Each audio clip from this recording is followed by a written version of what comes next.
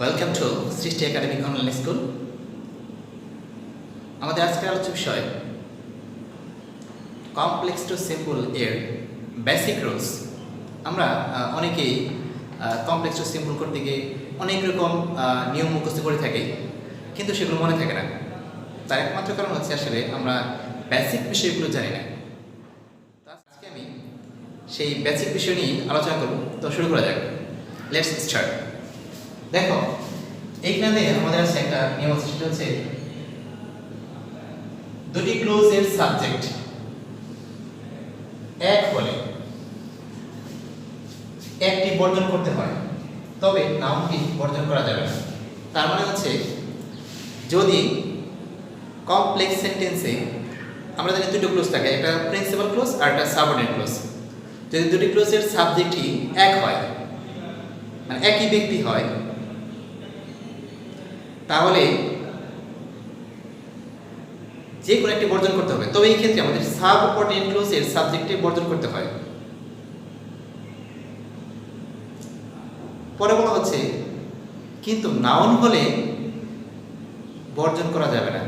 অর্থাৎ দুটি ক্লোজের মধ্যে একটি যদি নাউন হয়, তাহলে নাউনটা কখনোই বর্জন করা যাবে না। সেই ক্ষেত্রে প্রোনাউনটি বর্জন করতে হবে। একটা দেখো, সাবজেক্ট ভিন্ন ভিন্ন হলে কোনোটি বর্জন করা যাবে না। এর মানে হচ্ছে আমরা জানি দুটি ক্লোজ থাকে, একটা সাবঅর্ডিনেট একটা প্রিন্সিপাল ক্লোজ। যদি দুটি ক্লোজের সাবজেক্টের ভিন্ন ভিন্নতা থাকে, অর্থাৎ সাবঅর্ডিনেট ক্লোজের সাবজেক্ট এবং প্রিন্সিপাল ক্লোজের সাবজেক্ট দুইটা আলাদা, তাহলে কোনোটি বাদ দেওয়া যাবে না। এটা আমরা একটা এক্সাম্পলের মধ্যে ক্লিয়ার করতে পারি। দেখো, when Rajiv saw me he went away। দেখো এখানে এটা সাবঅর্ডিনেট ক্লোজ এবং এই ক্লোজের সাবজেক্ট হচ্ছে রাজীব। আবার দেখো এটা এখানে আছে হি, অর্থাৎ রাজীব এবং এই হি একই ব্যক্তি। তাহলে আমরা যেহেতু দুটি ক্লোজের সাবজেক্ট এক, এই নিয়মটা বলছি, দুটি ক্লোজের সাবজেক্ট এক হলে একটি বর্জন করতে হয়।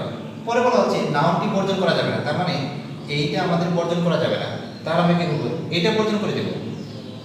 সেটা কিভাবে দেখো, আমরা জানি এটা বাদ যাবে, অর্থাৎ সাবঅর্ডিনেট ক্লোজের যে সমস্ত চিহ্নগুলো থাকে, যেমন সাবঅর্ডিনেট কনজাংশন যেগুলো আছে, সিন্স, অ্যাজ, ওয়েন, দো, এই সমস্ত যদি বাদ যায়, সেক্ষেত্রে আমরা এটা বাদ দিয়ে দেবো, এটা বাদ। আর মূল ভাবের সাথে আইনে হবে সিং মি। এইবার দেখো আমরা এখানে রাজীব বাদ দিয়ে দিচ্ছি, তাহলে এই রাজীবটা যদি বাদ দেওয়া যাবে না, তার মানে এটা গিয়ে বসবে এইখানে, এটা বাদ যাবে। Rajib went away। আসলে এখানে ভার্বটা কিভাবে পরিবর্তন হলো সেটা আমি তোমাদের বলিনি এখনো, আমি একটু পরে বলবো। শুধু এখানে পার্সনটা দেখালাম, আসলে পার্সনটা কিভাবে চেঞ্জ করতে হয়, ভার্বের ভাবটা পরে দেখাচ্ছি। Since the weather was hot, we did not go out। দেখো এখানে প্রথম ক্লোজের সাবজেক্ট কি? the weather। পরটা হচ্ছে we। তার মানে এটা হলো দুই নম্বর নিয়মটা, যে দুইটা ক্লোজের সাবজেক্ট ভিন্ন ভিন্ন। তাহলে এখানে কেন বাদ দেওয়া যায় এটা জানা দরকার। আসলে কেন বাদ দেওয়া যাবে না, দেখো আমি যদি দা ওয়েদারটা বাদ দিয়ে দিই, মানে এই দা ওয়েদার এই ওয়ার্ডটা বাদ দিয়ে দিই বা এই সাবজেক্টটা বাদ দিয়ে দিই, তাহলে এখানে অর্থের তারতম্য হবে, অর্থাৎ অর্থ ঠিক থাকবে না। তাহলে এখানে আমরা দুটো ক্লোজের সাবজেক্ট একটা বাদ দিতে পারবো না, তাই দুটোই থাকবে এখানে এবং নিজ নিজ জায়গায় থাকবে তারা। সেই ক্ষেত্রে আমরা এই কনজাংশনগুলো বাদ দিয়ে দেবো, অর্থাৎ এই যে আমাদের সাবঅর্ডিনেট কনজাংশন যেগুলো আছে সেগুলো বাদ দিয়ে দেবো। তাহলে এটা বাদ, এটা বাদ দিয়ে আমরা করবো কি? এইবার দেখো, the weather was hot, we didn't go out। তার মানে হচ্ছে দুটি প্রিন্সিপাল ক্লোজ হয়ে গেল। এখন একটা আরেকটার উপর নির্ভরশীল নয়। আর তোমরা জানো যে কমপ্লেক্স সেন্টেন্সে দুটি ক্লোজ থাকে, একটি প্রিন্সিপাল আর একটা সাবঅর্ডিনেট। এবং যখন আমরা সিম্পল করব তখন একটি ক্লোজ থাকবে সেখানে, মানে সাবঅর্ডিনেট ক্লোজটাকে আমরা ফ্রেজে পরিণত করব। তখন কি হবে দেখো, তাহলে দা ওয়েদার, এই যে এম ইজ আর ওয়াজ থাকলে হবে বিং, অর্থাৎ বি ভার্ব থাকলে তার সাথে আইনজি হবে being. The weather being hot, we didn't go out. এর মানে হচ্ছে আবহাওয়াটা গরম হওয়াতে আমরা বাইরে যাই নাই। আবহাওয়াটা গরম হওয়াতে, দেখো এখানে কোনো সমাপিকা ক্রিয়া বা আমাদের ফাইনাল ভার্ব সেটা নাই। অর্থটা কি? আবহাওয়া গরম হওয়াতে আমরা বাইরে যাইনি, এটা। তাহলে আমাদের দুইটা সাবজেক্টই রয়ে গেছে। তাহলে আমরা কি জানলাম যে দুটি ক্লোজের সাবজেক্ট যদি ভিন্ন ভিন্ন হয় তাহলে আমরা একটা বাদ দিতে পারবো না, দুটোই থাকবে। সেই ক্ষেত্রে এম ইজ আর থাকলে মানে বি ভার্ব থাকলে বি, ভার্ব হ্যাভ টু থাকলে হ্যাভিং, তো ওয়ান না থাকলে সেই ক্ষেত্রে তার সাথে আইন যোগ হবে। আবার কোনো কোনো ক্ষেত্রে সাবজেক্টের পজিটিভ ফর্ম বসে। আমরা পজিটিভ ফর্মগুলো দেখি কী কী হতে পারে। যেমন ধরো আই থাকলে হতে পারে মাই, উই থাকলে আওয়ার, ইউ থাকলে ইউর, ইট থাকলে ইটস, হি থাকলে হিজ, শি থাকলে হার, দেয়ার। আর যদি কোনো নাউন থাকে, যদি কোনো নাউন থাকে সেই ক্ষেত্রে ওই নাউনের পজিটিভ ফর্ম তার সাথে এস অ্যাপোস্ট্রফি এস করতে হয়। এটা হচ্ছে রহিমস, যেমন রহিম ছিল রহিমস, রহিম এর। দেখো পজিটিভ ফর্মগুলো সবগুলোই একটা মালিকানার সম্পর্ক তৈরি করে। এছাড়াও আমরা আরেকটা বিষয় জানা দরকার এখানে, আমাদের আরেকটা বিষয় জানা দরকার, সেটা হচ্ছে যদি আমরা পজিটিভ ফর্ম ব্যবহার করি তখন পজিটিভ ফর্মের পরে যে ওয়ার্ডটা হবে সেটা হবে নাউন। পজিটিভ ফর্মের পরে যে ওয়ার্ডটা হবে সেটা হবে নাউন। যখন পজিটিভ প্রোনাউনগুলো আমরা কোনো সেন্টেন্সে ব্যবহার করি তখন সেগুলো আর পজিটিভ প্রোনাউন থাকে না, সেগুলো হচ্ছে পজিটিভ অ্যাডজেক্টিভ। আর আমরা জানি অ্যাডজেক্টিভের পরে অবশ্যই কি হয়? নাউন হয়। আমাদের 4 নম্বর নিয়মটি হচ্ছে সাবঅর্ডিনেট ক্লজ এর ভার্বটি পরিবর্তন করতে হয়। অর্থাৎ সাবঅর্ডিনেট যে ক্লজটা থাকবে সেই ক্লজের যে ফাইনাইট ভার্বটি থাকবে সেটা অবশ্যই কি করতে হবে? পরিবর্তন করতে হবে। কিরকম পরিবর্তন হয় সেটা দেখো। যদি বি ভার্ব থাকে, যেমন am is are was were, যদি এরকম থাকে তাহলে সেই ক্ষেত্রে হবে বিং, অর্থাৎ এই যে বি ভার্বটা আইন যোগ করো। ভার্ব টু হ্যাভ মানে হ্যাভ হ্যাজ হ্যাড থাকলে হবে হ্যাভিং। এছাড়াও যদি অন্যান্য ভার্ব থাকে সেই ক্ষেত্রে আমরা মূল ভার্বের প্রেজেন্ট ফর্ম এর সাথে আইএনজি যোগ করব। অর্থাৎ অন্যান্য ভার্বের সাথে বেস ফর্মের সাথে আইএনজি যোগ হয়। Since, as, when, though, although, so that, so that, who, which, what, that, এরকম আরো অনেকগুলো আছে।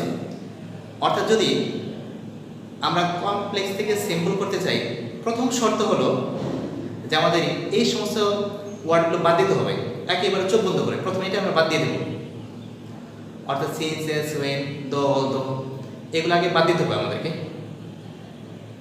এগুলো বাদ দিয়ে আমরা দেখো বিষয়টি আমরা একটা এক্সাম্পলের মধ্যে ক্লিয়ার করতে পারি।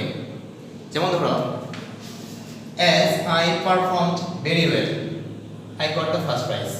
যেহেতু আমি খুব ভালো পারফর্ম করেছিলাম আমি প্রথম পুরস্কারটি পেয়েছিলাম, তার কারণে। এবার দেখো আমাদের যখন আমরা কমপ্লেক্স থেকে সিম্পল করবো তখন আমাদের সিন্স, অ্যাজ, when এগুলো বাদ দিতে হবে। তাহলে since, as, when, though, although এই সাবঅর্ডিনেট কনজাংশন বাদ দিতে হবে, তাহলে এটা বাদ দিয়ে দিলাম। এবার দেখো দুটি ক্লোজের সাবজেক্ট এক, তাহলে আমরা যে কোনো একটা রাখবো। আর আমাদের সাবঅর্ডিনেট ক্লোজের সাবজেক্টটা পরিবর্তন করতে পারি, তাহলে এটা বাদ দিয়ে দিলাম। তাহলে এটাও শেষ আমাদের এখান থেকে। থাকলো পারফর্মড, দেখেন এটা মূল ভার্ব, এটা ভার্ব দিয়ে শুরু হয়েছে আমাদের। তাহলে আমরা জানি এই ভার্বের প্রেজেন্ট ফর্মটা আইন করতে হবে। Performing very well. এখন দেখো এখানে কিন্তু আমাদের কোনো ফাইনাইট ভার্ব নেই, যেটা আছে এখানে দেখো I got the first prize. তার মানে বিষয়টা হচ্ছে আমরা যখন কমপ্লেক্স থেকে সিম্পল করব আমাদেরকে এক বাক্যে পরিণত করতে হবে। মানে ওই যে দুটা বাক্য ছিল আমাদের বা দুটা ক্লোজ ছিল সেই ক্লোজটাকে এক সেন্টেন্সে পরিণত করতে হবে যেখানে একটি মাত্র ফাইনাইট ভার্ব থাকবে। এইবার দেখো যদি কার্যকারণ সম্পর্ক থাকে, অর্থাৎ একটি কারণ আর একটি ফলাফল, দুটি ক্লোজের মধ্যে একটি কারণ অন্যটি ফলাফল যদি হয়, সেই ক্ষেত্রে কি হয়? সেই ক্ষেত্রে আমরা বিকজ অফ বসাতে পারি অর্থ অনুসারে। যেমন ধরো, since I was poor I could not buy a car, অর্থাৎ যেহেতু আমি গরিব ছিলাম তাই আমি একটা গাড়ি কিনতে পারিনি। তার মানে গাড়ি না কেনার কারণটা কি? কারণ আমি গরিব ছিলাম। যেহেতু কারণ আমি গরিব ছিলাম, সেইখানে আমরা বিকজ অফ রিপ্লেস করতে পারি। তাহলে আমাদের সিন্স এর বাদ, এটা বাদ দিয়ে দিলাম, তাহলে বিকজ অফ। আর এইটা, এই প্রোনাউনটার পরিবর্তে আমরা পজিটিভ ফর্ম ব্যবহার করব, বিকজ অফ মাই। আর আমাদের যেহেতু এটা পজিটিভ অ্যাডজেক্টিভ হয়ে গেল, এখন এটা কি হবে? এই অ্যাডজেক্টিভ নাউন হয়ে যাবে। পোরের নাম হচ্ছে poverty. Because of my poverty I could not buy a car, এটা হয়ে যাবে। এটা আরেকভাবে করা যায়, দেখো, যদি আমি এটা ব্যবহার করতাম, বিকজ অফ, এইবার দেখো আমি এই সাবজেক্টটা বাদ দিলাম, তাহলে আমি এটা বাদ দিয়ে মানে আমি এটা প্রোনাউন পজিটিভ ফর্ম যেটা আছে সেটাও ইউজ করব না। তাহলে কি হবে? তার সাথে এই ভার্বটা ইউজ করতে হবে। এখন দেখো প্রেপোজিশন আছে এখানে, এই প্রেপোজিশনের করতে আমরা এটা ভার্ব ইউজ করতে পারি না। যখন ইউজ করতে পারবো না তখন আমরা কি করবো? এটাকে ওই যে বি ভার্বটা কি হয়? বিং হয়, অর্থাৎ প্রিপোজিশনের পরে ভার্ব থাকে সেটা আইনযোগ হয়। তাহলে এটা করতে হবে বিং। বিকজ অফ বিং পোর, গরিব হওয়ার কারণে, বিকজ অফ বিং পোর, গরিব হওয়ার কারণে I could not buy a কার, আমি গাড়ি কিনতে পারি নাই। তার মানে দেখো এখানে আমরা দুভাবে করতে পারি। আসলে আমি তোমাদের সবসময় যেটা বলি, এতগুলো নিয়ম মুখস্থ করার কোনো মানে হয় না। আমরা যদি বেসিক রুলটা জানি, বেসিক বিষয়টা জানি, তাহলে এগুলো সহজেই করা যায়। যেমন ধরো এটা এখানে কিন্তু দুইভাবে করতে পারবো আমরা। একটা হচ্ছে বিকজ অফ মাই, আমাদের এর পজিটিভ ফর্ম, আর এরপরে কি হয়? নাউন হয়। সেজন্য এই অ্যাডজেক্টিভ নাউন ফর্ম ইউজ করছি। আবার দেখো বিকজ অফ, এরপরে আমি সরাসরি এই প্রোনাউনটা বাদ দিয়ে দিছি, অর্থাৎ এই সাবজেক্টটা বাদ দিয়ে দিছি। সেই ক্ষেত্রে আমি এই বি ভার্ব, অর্থাৎ এম ইজ আর ওয়াজ এর পরিবর্তে বিং ব্যবহার করতে পারি। তখন এটা অ্যাডজেক্টিভ হিসেবে ব্যবহার করা যেতেই পারে। এবার আমাদের লাস্ট এক্সাম্পল, এটা হচ্ছে দৌদ সম্পর্কে। আর দেখো আমরা দৌদ সম্পর্কে জানি যে আসলে দৌদ এর অর্থ হচ্ছে যদিও। দেখো আমি যখন বলবো যদিও সে গরিব তবু সে সুখী, দেখো এখানে দুটা বিপরীত ধর্মী জিনিস। সেটা হচ্ছে আমি প্রথম যে বাক্যটা বলেছি বা যে কথাটা বলেছি সেটা হচ্ছে যদিও সে গরিব তবু সে সুখী। তার মানে দেখো এখানে গরিব এর সাথে সুখী হওয়ার সম্পর্ক নেই। আসলে গরিব ব্যাপারটা হলো এরকম যে গরিব পরের সাথে সুখী হওয়ার কথা না, যে বিভিন্ন অভাব অনটন থেকেই থাকে, সেই ক্ষেত্রে সুখী হওয়ার কথা না। তারপরে সেটা বিপরীত ধর্মী সুখী। আর এজন্যেই আমরা দৌড়ের পরিবর্তে ইনস্পাইট অফ বসাই, কারণ এর অর্থটাও ইনস্পাইটের পরে প্রথম যে বাক্যটা হয় তারপরেটা হয় তার বিপরীত ধর্মী। অর্থাৎ ইনস্পাইটের পরে যেটা বলবে তারপরটা হবে বিপরীত। খেয়াল করো, though Hasan was lazy he had a good result. দেখো হাসান যদিও লেজি বা অলস ছিল তবু সে ভালো রেজাল্ট করেছে। দেখো অলস ভালো রেজাল্ট করার কথা না, পড়াশোনা কম করে এরকম হতে পারে, কিন্তু তারপরে সে ভালো রেজাল্ট করেছে। তার মানে হচ্ছে এটা বিপরীত ধর্মী। আমরা যখন এটাকে সিম্পল করতে যাব, আমরা জানি যে কমপ্লেক্স থেকে সিম্পল করতে গেলে আমাদেরকে এখানে যেহেতু দুটা বাক্য আছে, একটা সাবঅর্ডিনেট ক্লজ আর একটা প্রিন্সিপাল ক্লজ, আমাদেরকে এক বাক্যে পরিণত করতে হবে। এর অর্থটা ছিল যদিও হাসান অলস সে ভালো রেজাল্ট করেছে, তবু আমরা বলতে পারি হাসান অলস হওয়া সত্ত্বেও ভালো রেজাল্ট করেছে। খেয়াল করো, তার দৌড় পরিবর্তন হবে ইনস্পাইট অফ। In spite of. এইবার দেখো সমস্যা হলো এখানে দুইটা সাবজেক্ট, এবারকে হাসান এখানে হি, এবং দুটো ক্লোজের সাবজেক্ট একই ব্যক্তি। আমরা জানি যে নাউন হলে কি সেটা বাদ দেওয়া যাবে না। আচ্ছা নাউনটা এখান থেকে বাদ দিলাম না, তাহলে কি দেখো ইনস্পাইট অফ, এটা এখানে থাকবে না, এটা চলে যাবে এখানে।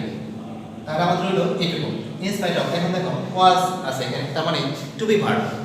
আর আমরা জানি যে টু এবার থাকে তার সাথে কি হয় আইএনজি হয়। কেন হয়? প্রিপোজিশনের পরে ভার্ব বসলে আইএনজি হয়।